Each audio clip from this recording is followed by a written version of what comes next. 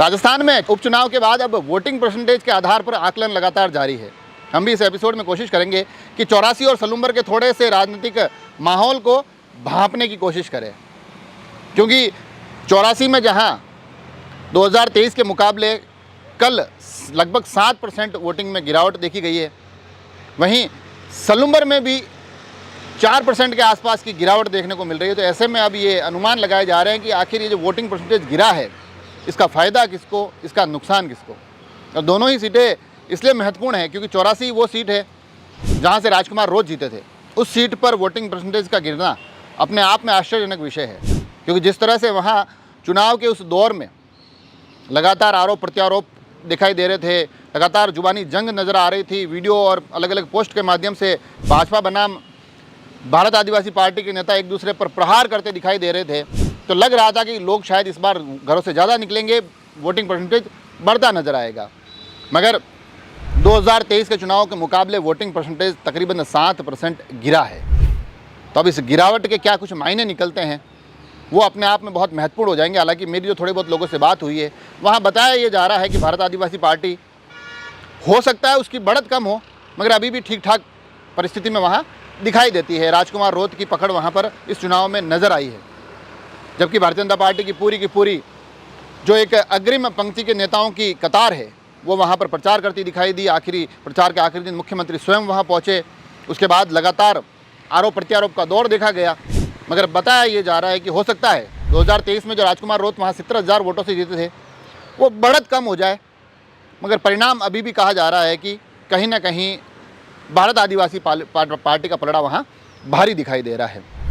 उसका एक कारण और भी बताया जा रहा है, उसका यह भी कारण बताया जा रहा है कि इस बार जो वोटर है वो बहुत पहले ये स्वीकार कर चुके थे कि मुख्य मुकाबला बीजेपी बनाम बीएपी है, तो वो उनमें से दोनों में से एक दल को चुन रहे थे। जहां भारतीय जनता पार्टी ने पुरजोर दम लगाया, अपने सभी नेताओं को उस मैदान में उतार दिया। बाबूलाल खराड़ी लगातार मुखर होकर वहां मैदान में डटे हुए थे, सभी बड़े नेता आ रहे थे, मगर बताया ये जा रहा है कि जो कांग्रेस का वोट बैंक था वो कहीं ना कहीं बीएपी के लिए शिफ्ट होता दिखाई दिया, वो कहीं ना कहीं भारत आदिवासी पार्टी के पक्ष में ज़्यादा दिखाई दिया। तो चुनाव वहाँ दोनों के बीच का मुकाबला बताया जा रहा था। कांग्रेस को पहले ही मान लिया गया था कि ये चुनावी मुकाबले में नहीं है, तो इसके कारण चुनाव रोचक तो हुआ है, मगर फिर भी कहीं ना कहीं उस वोट बैंक के बदौलत भारत आदिवासी पार्टी का थोड़ा सा एक पलड़ा वहाँ भारी दिखाई दे रहा है। मगर यह भी लोग कह रहे हैं कि जो मार्जिन 2023 में 70,000 के आसपास जीत का रहा था, उसमें काफ़ी कुछ गिरावट देखी जाएगी।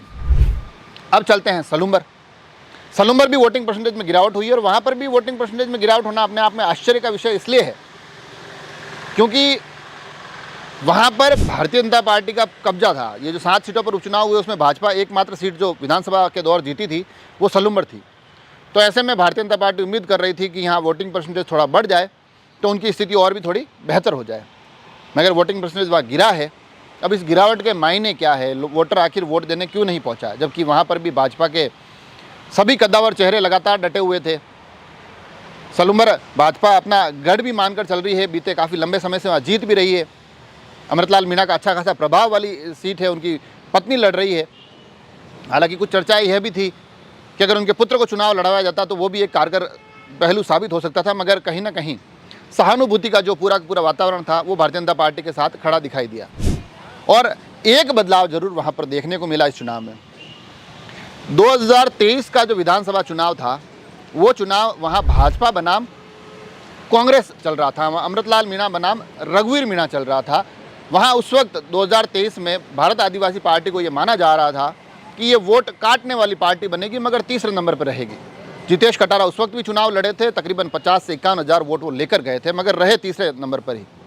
कांग्रेस ने भी ये जो पूरी चुनाव विश्लेषण हुए उसमें ये माना था कि कहीं ना कहीं भारत आदिवासी पार्टी से उनको सलूम्बर में नुकसान हुआ।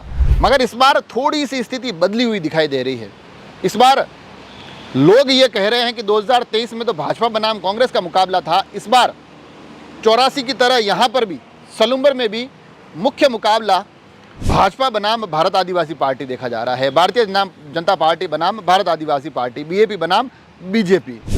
तो ये थोड़ा इससे भी रोचक हुआ। कहा यह भी जा रहा है, जो वहाँ मैं बीच में 1-2 दिन के लिए गया था, तब लोगों का ये कहना था कि कांग्रेस जो प्रत्याशी है वो कितना दमखम लगाते हैं, क्योंकि उनके लिए भी राहें आसान नहीं रहेगी। रेशमा मीणापुर में बगावत करके चुनाव लड़ चुकी है, उसके बाद अब रघुवीर मीणा इस चुनाव से थोड़े दूर दूर दिखाई दे रहे हैं, तो ऐसे में कांग्रेस प्रत्याशी के लिए राहें आसान नहीं हैं। और अगर वो शुरू में ही वहाँ कमज़ोर दिखने लग जाएगी तो वो वोट बैंक भारत आदिवासी पार्टी की तरफ जाएगा। अगर ऐसी स्थिति होगी तो फिर चुनाव बहुत नज़दीकी मुकाबले वाला हो जाएगा।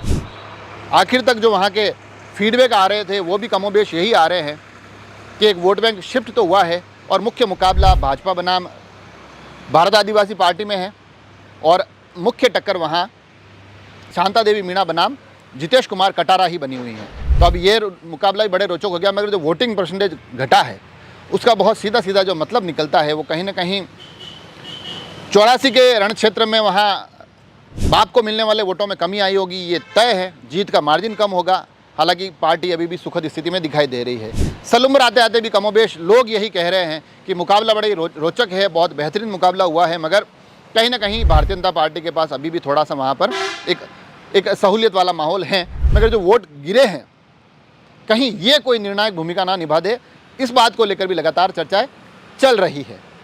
सलूम्बर के चुनाव को मुख्य रूप से जो प्रभावित करने वाले फैक्टर पहलू निकल कर आ रहे हैं वो यही कि एक तो वोटिंग परसेंटेज गिरा है, इससे भाजपा को कितना नुकसान होता है, और दूसरा कांग्रेस के प्रत्याशी के कितने वोट भारत आदिवासी पार्टी के प्रत्याशी के खाते में गए हैं। बस ये पूरा मुकाबला उसके आसपास का सलूम्बर का बन गया है। तो यहाँ से ये जो चीज़ें निकल कर आ रही है वो अपने आप में आगे आने वाले समय में जब 23 को पेटियाँ खुलेगी तब इस चीज़ों को स्पष्ट रूप से देखा जाएगा। मगर आपके पास क्या फीडबैक है, मैं चाहता हूँ आप भी हमें अपने फीडबैक भेजें। क्या कुछ स्थितियाँ रही, क्या कुछ नए पहलू वहाँ से निकल कर आए, उस पर भी एक वीडियो बनाएंगे। जुड़े रहे राजसमंद एक्सप्रेस से। धन्यवाद।